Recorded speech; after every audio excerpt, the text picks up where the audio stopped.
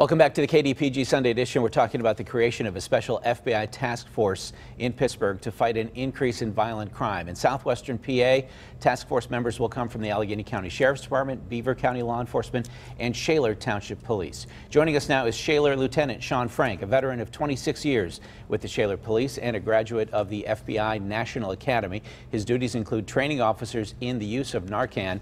Back with us is Sean Brokos, Supervisory Special Agent for the FBI in Pittsburgh and head of the Western Pennsylvania Opioid Overdose Task Force. Lieutenant Frank, thanks very much for joining us. Thanks for having me. You want people to know police are not the enemy when it comes to tackling the opioid epidemic and the associated crime. That's correct, and we got involved in the Narcan program very early, maybe earlier than some departments, and we saw the need. There aren't people that aren't touched by the opioid epidemic. There's people out there, people that are friends, relatives of officers, and everyone in the community is affected by it.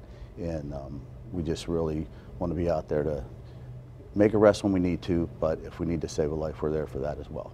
So not all police departments have embraced Narcan with as much, with the same attitude perhaps as Shaler. Why do you think that is? I think it's just, years of dealing with, the drug addiction problem, the crimes that have come from that.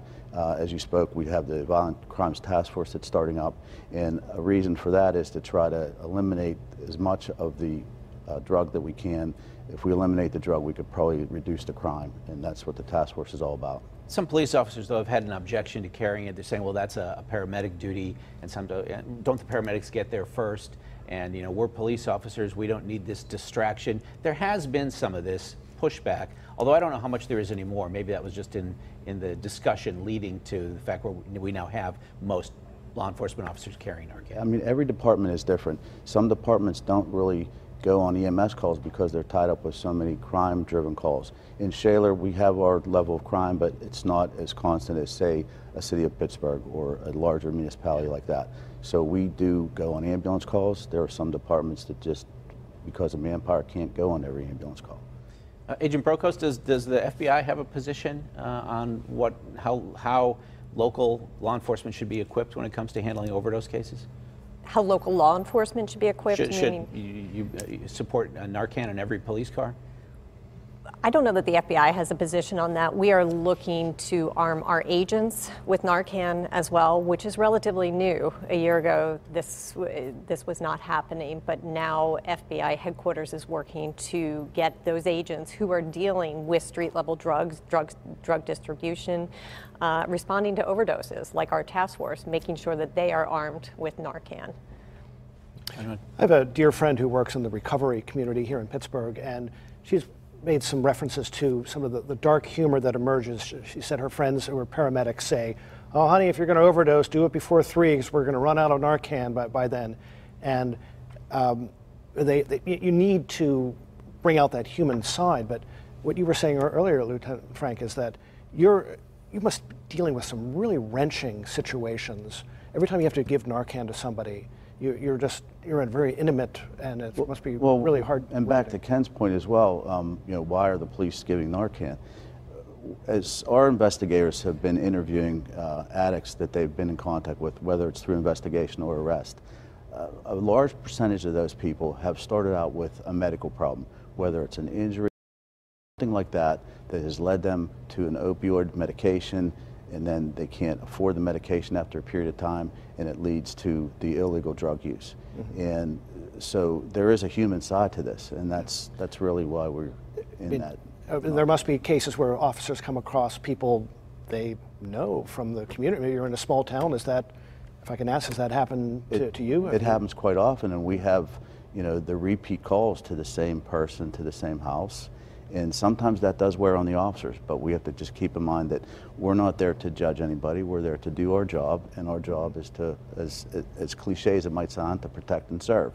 And that's part of the service that we provide. I'm curious, have you personally administered Narcan to someone who might be dying of an overdose? Yes. Yes. Prior to being a police officer, I was a paid paramedic and continued to stay in the EMS field. And I encourage our officers to, to not slow the response, to go there. There we do usually get there before the ambulance in Shaler, just because of the way our area is spread out, and our cars are in different districts where the ambulance is usually coming from their station. Right. So, but we do. So you've revived someone having an overdose, because other people who have done this have said it's almost magic. Yeah. The way how quickly it works. On multiple occasions. Just looking at our 2017 statistics, we've had over 40 overdoses in Shaler. Some of those are repeats, so it might not be 40 different people. Of those 40, we've administered 15 Narcan incidents, and we've had 17 of those that have been administered by someone else. Now that could be the EMS, but we're also finding that families have Narcan in the home, right, because they know there's a problem and they're recognizing it, and they've administered prior to the police getting there. Well, in the subterranean world of internet comments and parts of talk radio, you may hear people say, you know, let them die, you know, these people, write them off. But have you ever heard such a harsh comment? Or, I mean, how can you react to give a dose of humanity to people who might think that way? You hear all kinds of things, but again, what I ask our officers to do is just focus on what we're doing here. When we just administer the Narcan, our intent actually isn't to wake them like you talked about, an instant revival. What we want to do is get their breathing to start working normally. When we revive them, there's a lot of times where they refuse to go to the hospital. So we would actually not give as much Narcan as we have, give them a dose enough to get them, to stabilize them until EMS gets there, so that they can get to the hospital and get the help that they may need. And once someone is revived, there's nothing to stop them from walking away from the officer who just saved their life and going and shooting up again. No, and it happens quite often. There's no requirement that you go to the hospital and be consulted about what may be a serious life-threatening problem that you have. No. Should that exist?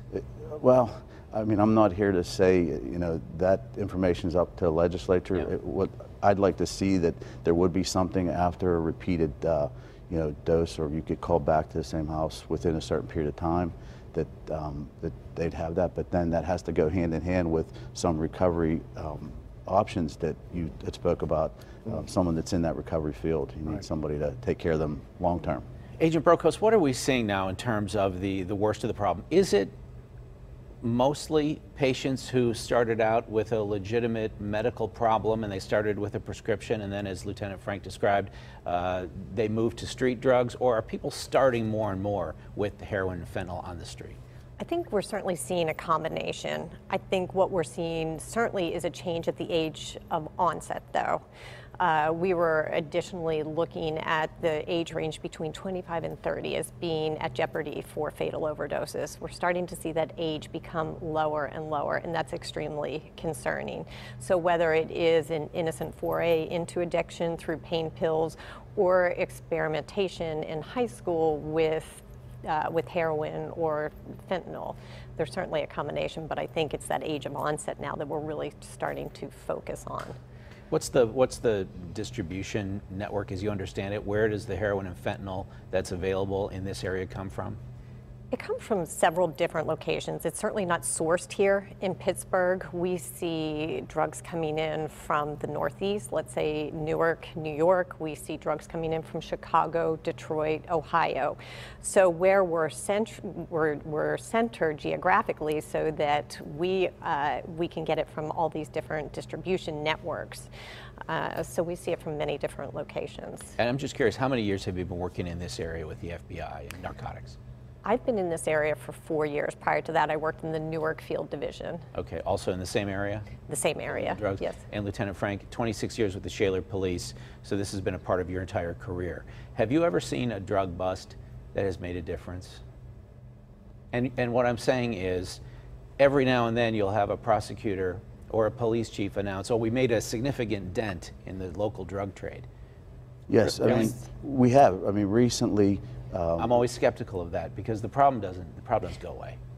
I can give you an find someone example. else. Please do. So this is a little bit dated as of 2 or 3 years ago, but to me, this is a very good example of the direct impact that a law enforcement action can have. So this is more of a prescription pill case that we were working as opposed to a street level fentanyl or heroin case. But there was a certain doctor who was prescribing such a high amount of Schedule II narcotics, the pain pills, your Oxycontin, oxycodone. When we arrested that individual, the price per pill, which was typically $20 on the street, let's say a 30 milligram pill of Oxycontin, the price per pill on the street was $20. When we arrested this doctor, the price per pill went to $30, if not $40, because we had taken away that supply chain. We had taken that distribution network out of the market. You didn't end the demand, though. Right? Well, so people were forced to pay more, and then perhaps they're committing crimes. And that's exactly the problem, and that's prescription pills. So that's when you see a turn to heroin or fentanyl or the opioids.